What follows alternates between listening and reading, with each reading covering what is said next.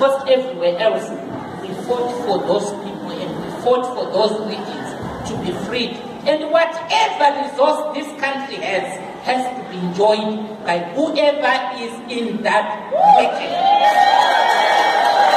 So that's my thank you for carrying out the request that we gave each other. Yes, the target was reached and surpassed, but the issue is, let's go out and tell each other, come the day of voting, let's go and vote. Let's not leave our children, even those husbands, let's not leave them. Let's go with them to go and vote wisely. You vote a woman, you vote for the nation. We are coming from a meeting with Dr. Kube, where we are being asked, ask yourselves, the Zimbabwe that I want, not the Zimbabwe where people are dying of hunger, where Zimbabwe is afraid of being independent, talking freely, mixing freely, and even discussing, planning the future of this country. Because our nation is a young one.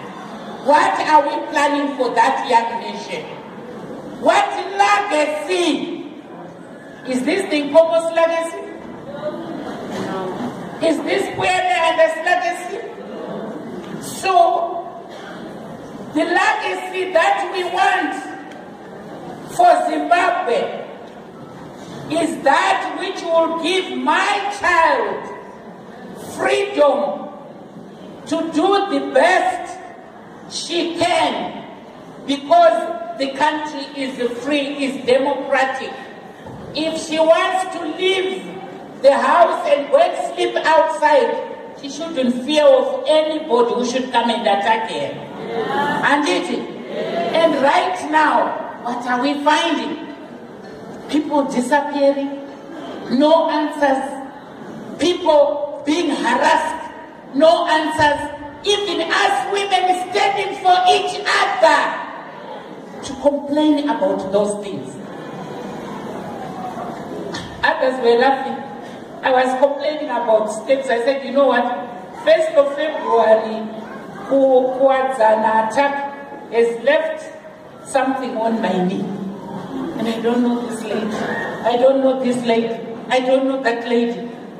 This is not what we fought for. We fought for the freedom of this whole country without leaving an inch, without segregating a